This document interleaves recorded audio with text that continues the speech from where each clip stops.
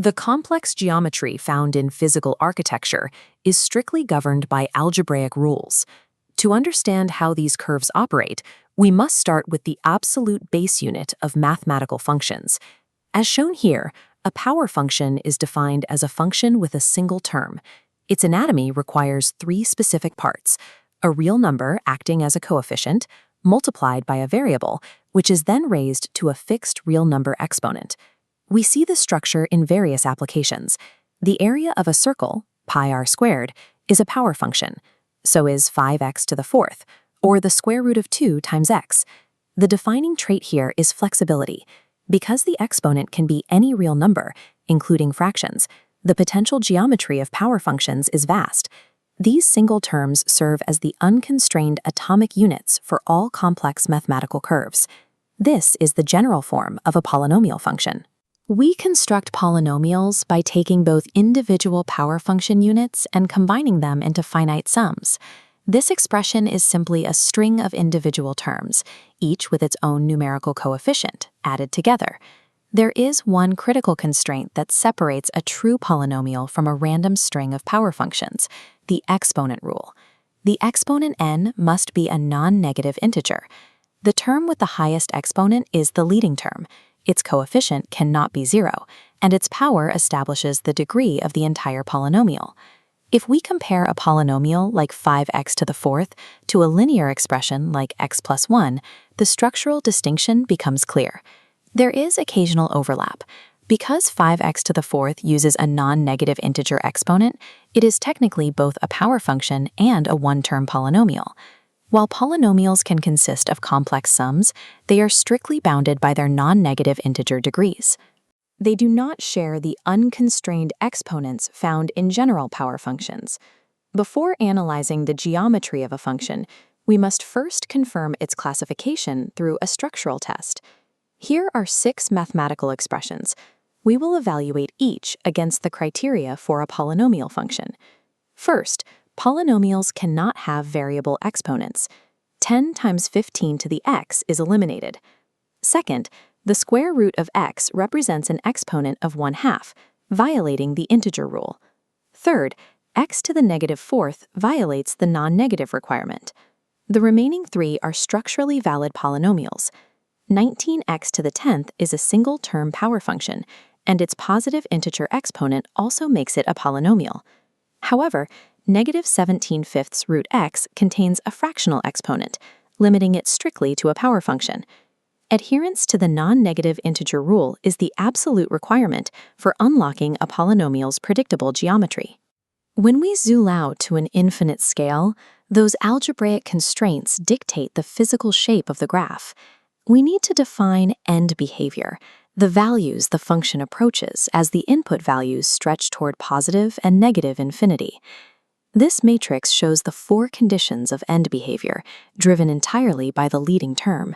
The most powerful macroscopic rule is this: the end behavior of the entire polynomial will exactly match the behavior of its leading term. Even power, positive coefficient, both ends escape to positive infinity. Odd power, positive coefficient, originates at negative infinity, escapes to positive infinity. Even power, negative coefficient, both ends move to negative infinity. Odd power, negative coefficient, originates high, moves downward. In the function 3x to the fourth plus 19, the leading term is 3x to the fourth. Its even power and positive coefficient map it to the top left quadrant of our matrix. At an infinite scale, the lower degree terms are mathematically irrelevant. The leading term alone dictates the function's trajectory. But what if the leading term is hidden inside a factored equation? This factored polynomial in example 5 appears complex, but we do not need to expand the entire expression to find its end behavior. Isolate the highest degree term from each factor and multiply them. Multiplying negative 5x, x, x, 2x, and x reveals the leading term, negative 10x to the fifth. This odd power negative coefficient means the graph falls right and rises left. A polynomial's algebraic structure is ever present. Its leading term governs its behavior, either one disguised by complex factors. As we move from the infinite ends of the graph back to the center, the lower degree terms create internal twists and intersections. This text defines the specific coordinates that establish a polynomial's internal shape. A turning point is the coordinate where the graph shifts from increasing to decreasing, or vice versa. The y-intercept occurs where the input is 0, and the x-intercepts occur where the output is 0. We can calculate these exact points for the factored polynomial in example 6. To find the y-intercept, we set the input x to 0. Multiplying the factors results in 72, giving us the coordinate 0, 72. For the x-intercepts, we set the output to 0. By solving each factor, we find intercepts at x equals 6, 3, and -1.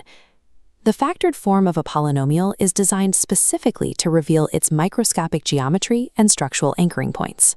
Some polynomials, like x to the 6th minus 7x to the 4th minus 8x squared, hide their internal geometry behind an unfactored expression. The first step to revealing its intercepts is factoring out the greatest common factor, in this case, x squared. We then recognize the quadratic form within the parentheses and expand it to its fully factored state.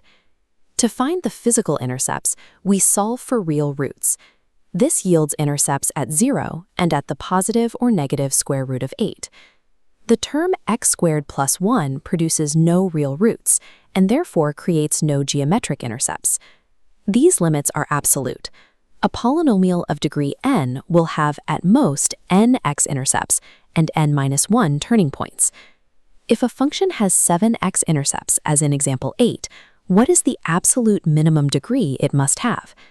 Based on the rule of degree n, it must have a degree of at least 7. In example 9, we find the maximum turning points by identifying the leading term. Multiplying x, and x squared gives us a degree of 4. With a degree of 4, the maximum number of turning points is capped at 3. For example 10, a polynomial with exactly 5 turning points must have a minimum degree of 6. From the infinite limits set by the leading term to the internal twists constrained by its degree, a polynomial's algebraic structure dictates every aspect of its geometric behavior.